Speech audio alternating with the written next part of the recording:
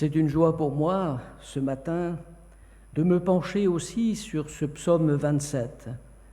Nous avons eu à cœur, Alison, Françoise et moi, à travers ce culte, de méditer et de partager ce psaume de David. La musique que nous venons d'entendre est un chant qui est tiré d'une partie du psaume, le verset 4, où David dit ceci: « Je demande à l'Éternel une chose, que je recherche ardemment, habiter toute ma vie dans la maison de l'Éternel pour contempler la magnificence de l'Éternel et pour admirer son temple. » David n'exprime pas simplement sa demande dans la vision d'une maison qui servirait simplement de refuge pour échapper à l'adversité de ses ennemis.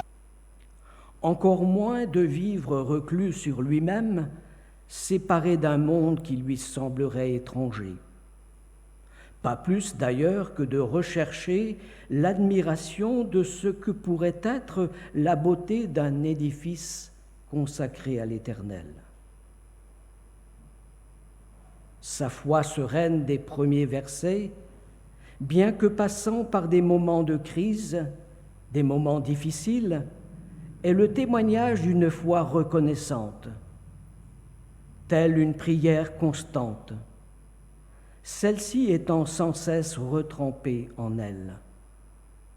Ce témoignage de foi est semblable à celui du psaume 32, tant l'important est le bonheur exprimé par la reconnaissance. Une exhortation à être heureux dans la confiance en Dieu.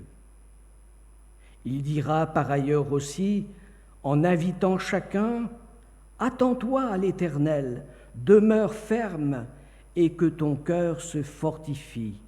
Attends-toi à l'Éternel. » Cette phrase résonne comme un écho de la conviction exprimée dans ce psaume. Il exprime bien sa requête d'être toujours dans la proximité de l'Éternel, comme une vision céleste à percevoir la gloire des choses à venir. Le peuple est sorti d'Égypte et, selon l'ordre de Dieu, s'apprête à entreprendre son voyage vers la terre promise par Dieu.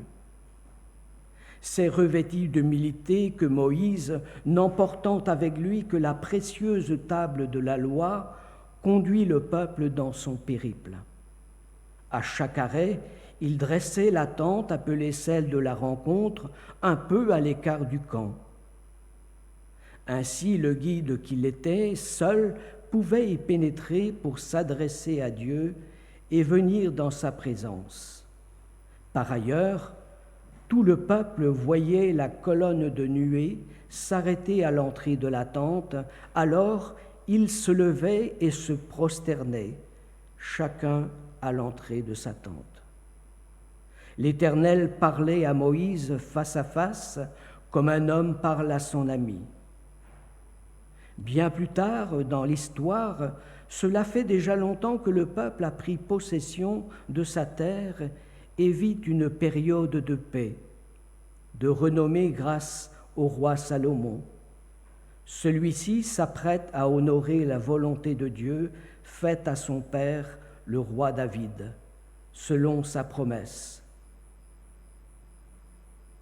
Dieu, s'adressant à David, lui dit: « Ton fils Salomon, que je mettrai à ta place sur ton trône, ce sera lui qui bâtira une maison à mon nom. » Tout au long de son histoire, le temple a toujours été le lieu central de la foi juive, qui reconnaissait là la demeure de Dieu, l'endroit privilégié du culte, la célébration des fêtes relatant les événements marquants de la vie du peuple élu. Dieu exprimait ainsi sa volonté de concevoir la réalité du temple comme un lieu de sacrifice d'une part, mais aussi de faire y reposer son nom à jamais. Nous pouvons lire ce passage dans 2 Chroniques 7, 16, versets 19 et 20. Mais la notion de sacrifice fut pour un temps limitée, appelée à disparaître avec le sacrifice suprême de Jésus-Christ. Le lien sacré de la présence divine était aussi celui d'une promesse conditionnelle assortie d'une conséquence grave dans le non-respect du lieu. Je rejetterai loin de ma face ce temple que j'ai consacré. La présence spirituelle de Dieu n'est pas liée à la réalisation d'édifices dressés par des mains d'hommes aujourd'hui. Elle dépasse la forme visible parce qu'en réalité, c'est Dieu qui bâtit. L'avènement de Jésus-Christ rencontre aussi une situation spirituelle entachée du peuple, suscitant bien des querelles, des conflits, dont Jésus lui-même se fera de nombreuses fois l'écho. La rivalité du lieu d'adoration de Dieu entre les Samaritains et les Juifs, la renommée du temple basée plus sur la tradition qu'une véritable réalité spirituelle, l'utilisation presque dévoyée du temple par les marchands, la corruption des fêtes des chefs religieux. Jésus dira, en regardant Jérusalem et le temple plus particulièrement, « Les jours viendront où de ce que vous voyez, il ne restera plus pierre sur pierre qui ne soit renversée. » De l'ancienne alliance à cette nouvelle en Jésus-Christ, qui nous est décrit dans Actes 17, versets 22 à 34. Le témoignage d'Étienne et suivant relate de manière précise le cheminement de l'alliance avec Dieu vécu par le peuple d'Israël pour arriver à la réalité qui est la nôtre aujourd'hui. Plus tard, l'apôtre Paul révélera aux citoyens d'Athènes un Dieu s'inscrivant dans l'histoire humaine, ayant donné à l'homme la terre en partage, l'invitant de nouveau à le chercher, le découvrir et lui permettant d'être en contact avec lui. Ils sont en quelque sorte le symbole de la recherche permanente de l'homme dans sa quête de divinité à honorer, mais en réalité, satisfaire un besoin vital de Dieu profondément ancré dans sa nature. Loin de condamner ces hommes pourtant dans l'erreur, Paul témoigne de l'existence du seul vrai Dieu comme étant à l'origine de la création, l'auteur de la vie, maître et souverain du ciel et de la terre. Le désir de Dieu a toujours été celui d'associer l'homme à sa gloire, l'ayant créé à son image comme le couronnement de sa création. Il lui a donné à nouveau la possibilité de contempler sa gloire comme celle du Fils unique, Jésus, venu du Père. En Jésus-Christ, une nouvelle alliance se fait jour, accomplissant la première, et elle est à l'initiative de Dieu lui-même. Elle pourrait se résumer ainsi. Ce Dieu que vous révérez ainsi sans le connaître, moi je viens vous l'annoncer, témoigne Paul aux Athéniens. Cet événement en Jésus est des plus importants, mais remet en question et redonne au temple, pour bien des générations, tout son sens et sa valeur, montrant ainsi que Dieu est maître du temps, de l'histoire et de l'accomplissement de ses promesses, rappelant aussi que le fondement de notre foi ne peut reposer que sur le seul qui a été posé en lui. Ne savez-vous pas que vous êtes le temple de Dieu, interpelle Paul. Le seul moyen de le savoir est d'en être convaincu par l'Esprit qui nous le révèle.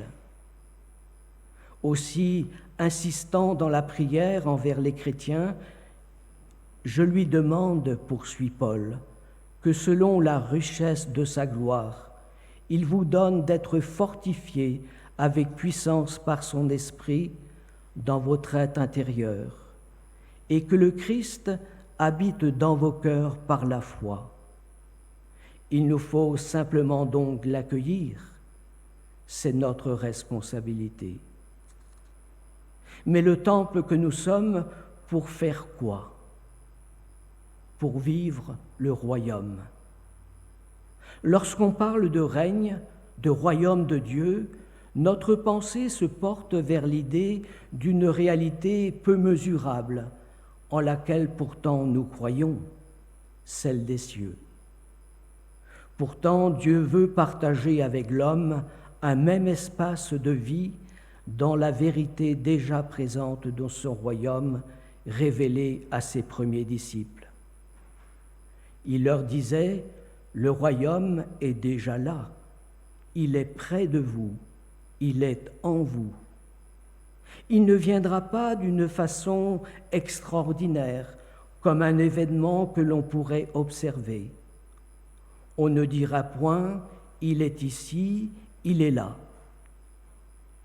Entrer dans le royaume, c'est à la fois être transporté dans la dimension spirituelle de notre conscience et de la vision en unité avec Christ, sans pour autant échapper à celle du monde dans lequel chacun est plongé, mais en apprenant à marcher dans la lumière de Dieu.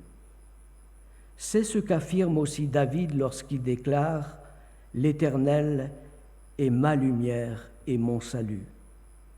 Le monde, en tant que système humain, s'en va de notre vision lorsque le royaume de Dieu entre dans notre vie. Rappelons-nous, dans sa rencontre avec Zachée, Jésus ne regarde pas au désir de réparation de celui-ci, mais à sa foi dans la parole. Dans la foule qui se presse autour de Jésus, la parole de celui-ci touche un cœur disposé, ouvert, heureux non seulement de l'accueillir chez lui, mais au plus profond de sa vie, faisant de l'homme perdu qu'il était une vie nouvelle retrouvée dans celle de Jésus.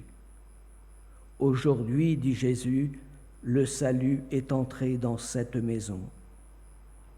Ainsi, transporté dans le royaume du Fils de son amour, comme le dira l'apôtre Paul, Jésus personnifie le règne de Dieu dans le présent, au milieu de vous. Il nous invite à le partager avec vous en unité, avec lui, par l'assistance de son esprit. Dieu a donc choisi sa demeure en faisant de l'homme qui croit en lui par Jésus-Christ le siège visible d'une réalité invisible, partageant ainsi avec son Créateur une communion comme l'expression d'un besoin naturel vital.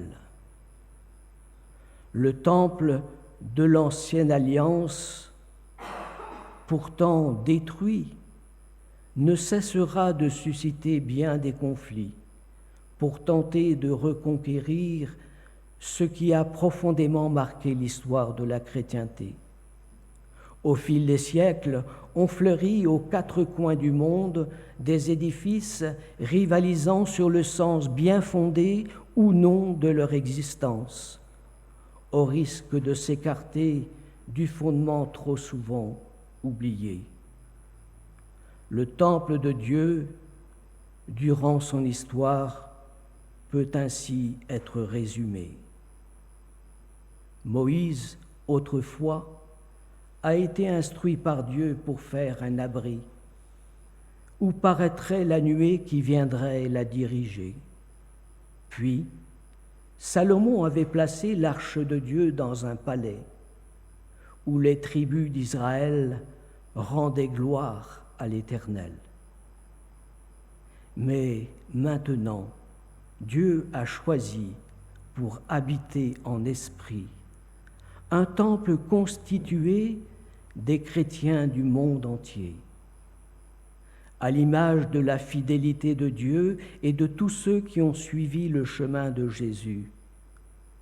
Contrairement à autrefois, le temple est à la mesure de ce que chacun est et porte en lui, telle une habitation proche où notre Dieu vient habiter, demeurer et briller par sa lumière.